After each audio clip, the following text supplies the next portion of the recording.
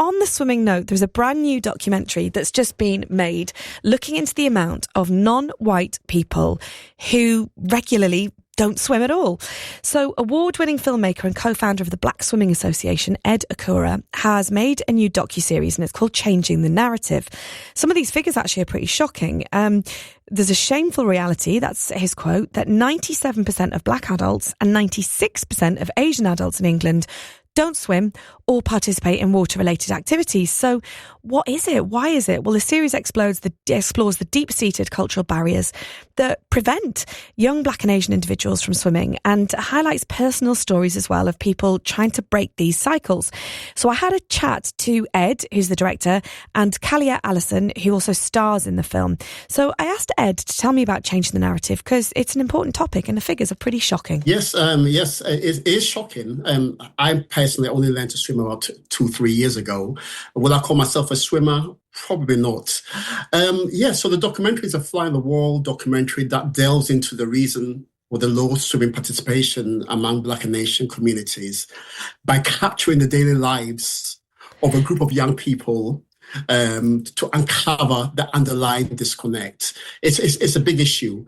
In 2020, the Active Lives survey stated that 95% of Black adults and I think it was 82% of Black children 80% of Black children in England did not swim. Now the figures have gone up by 2%, so it's going in the wrong direction. Why? I mean, this isn't just about because Black and Asian people don't want to swim. There must be barriers around it. There must be reasons as to why this is happening. There's so many reasons, and every person has their own, shall I say, their own lived experience and reason why they do not swim, why they do not engage. I have been saying from the very beginning of my journey that the only way we can change this narrative is by engaging with the young people. They are going to be our future leaders, future parents, future decision makers. And if we can get them interested in swimming, then their children will swim and their children will swim, and therefore we'll be able to change that narrative. Yeah. Hence the reason why we, this documentary, and hence the reason why we have the young people engaging in this documentary to have this conversation. And Kahlea, you are one of those young people that's got involved. So what made you want to become part of the film and get involved with this? So for me, I felt like it was a very important topic. And especially after hearing the figures, it really made me realize this is something that we need to push more to other people who are pretty similar to me, I feel like we usually try sports outside of anything water-based.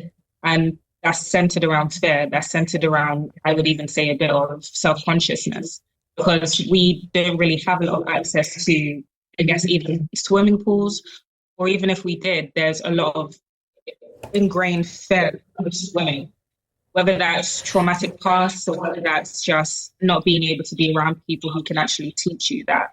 So I thought it was important to just be part of the story and give voices to people and make people see that this is an option for them. Yeah, and it's I think there are an awful lot of barriers, aren't there? Even the practical things, sort of getting undressed, putting your clothes on, and certain religions, obviously, people have to wear different outfits for swimming. So there are a lot of physical barriers there as well as mental ones. Yeah, definitely. I actually told a couple of my friends that I was going to be in this documentary, and one of the first things they said was about their hair. Like, yeah, they either didn't want it to get wet and damaged, or they just couldn't find a swimming cap that could fit their hair inside of it.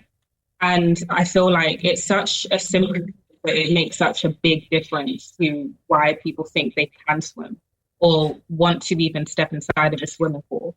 And especially knowing that sometimes the chloroquine can affect people's skin as well if you have eczema or if you just have any other sensitive skin issues. So yeah, just all of these different things really can affect people's ability to be involved in an activity like this.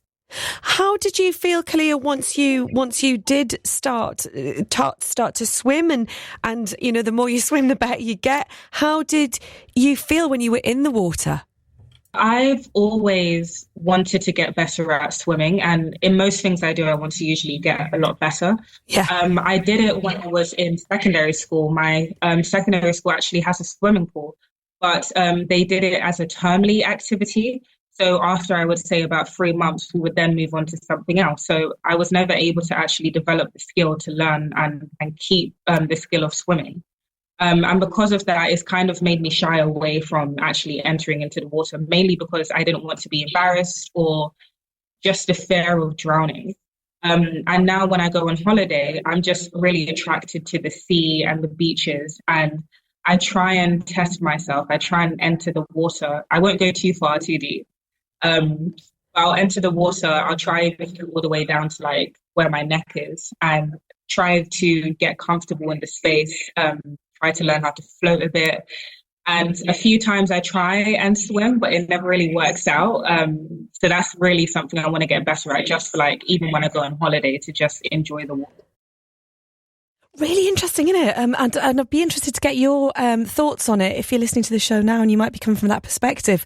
How difficult it is, what are the barriers, and what would help you get over that idea of not being able to go and learn to swim. 81333, start your messages to BBC. And if you want to have a look at that film, it is called Changing the Narrative. We'll hear more from Ed and Kahlea in about the next 10 minutes.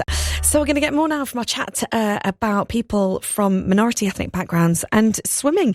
Been hearing some pretty shocking statistics that 97% of black adults, 96% of Asian adults in England don't swim or participate in other water-related activities. So I've been chatting to Ed Accura, who's made a new docu-series about it. So if you fancy having a watch, it's called Changing the Narrative. And we also have Kahlea Allison, who stars in the film. So from the young people I wondered that Ed has spoken to, what were the main barriers in not taking up swimming? Yeah, there's so many different barriers. But the biggest one, which I always say, is if you ask, and the majority of the Black and Asian people that do not swim, it's not because of any particular reason that they can, at least not a tangible reason, but it's because it's not even it's not even on their radar. It doesn't even, they don't even recognize it. So basically, I personally believe that every person has a swim story. Yeah. And you can walk into the street and pick up every single person, and everyone will have a story to tell, whether they know it or not, and whether they recognize it or not. But it could be that if somebody swims, why did you learn to swim? How did you learn to swim? When was your first time? If you don't swim, what's kept you from swimming? So everyone has a story, and it's not until we start speaking to people, the people will say, "Oh yeah."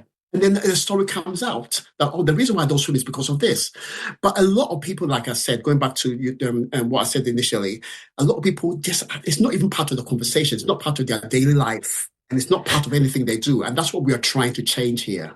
Yeah, because they say, don't they, that you're the average of the 5 people that you spend the most time around. So if your friends aren't doing it and your family isn't doing it, then you're less likely to do it. So it's about kind of spreading that message that it is accessible and it can be done, and sort of breaking down the barriers and making it easier.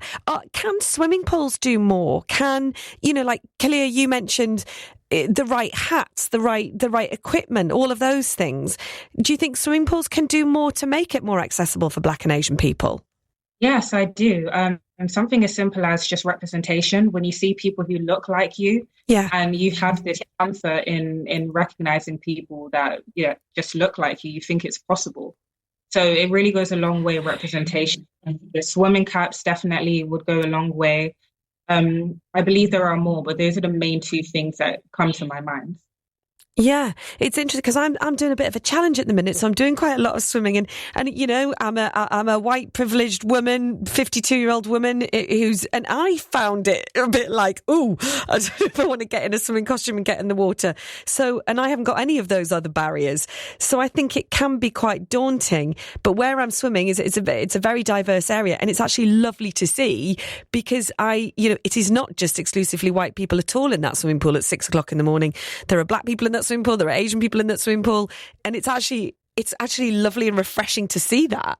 That is really, really good to see, and that's something that I've been seeing more and more over the last 5 to 6 years since I started this campaign. So, which is it's a good thing. It's a good thing.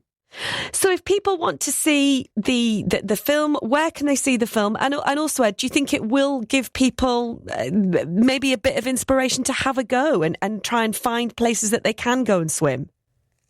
Oh yes, this documentary is going to do so much. I mean, the documentary can be found on YouTube. I made sure that it's going to be for it to be on YouTube, so it can be accessible to everyone. Great. It's called Changing the Narrative. You could just type it on YouTube.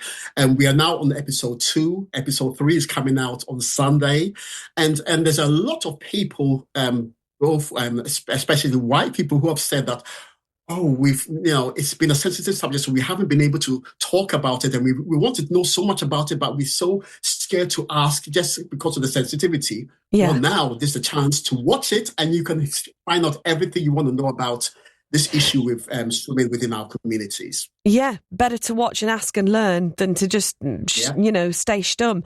And Kahlea, what would you say to people, and what have you said to friends, etc., about giving it a go and about trying in terms of kind of life improvements? I always say it's a fun challenge. Like, if you see it as a fun challenge, then that's one way to motivate you to keep going. It's not always about just trying to be the best. It's not always about trying to prove something to other people. It's about trying to make a personal achievement for yourself. Yeah. So I often like to tell people, see it as something that motivates you, whether that's for fitness, whether that's a personal goal, whether that's just something you want to review on the side. The more that you change your perspective of it, the easier it gets to actually do. Yeah, and the more you'll inspire friends and family as well. Kahlea, amazing that you've done the documentary. Look forward to seeing it, and at some point, maybe if you come up to Newcastle, getting in the swimming pool together and having a splash about. Definitely, yeah. Kahlea, Ed, thank you so much for coming on BBC Radio Newcastle.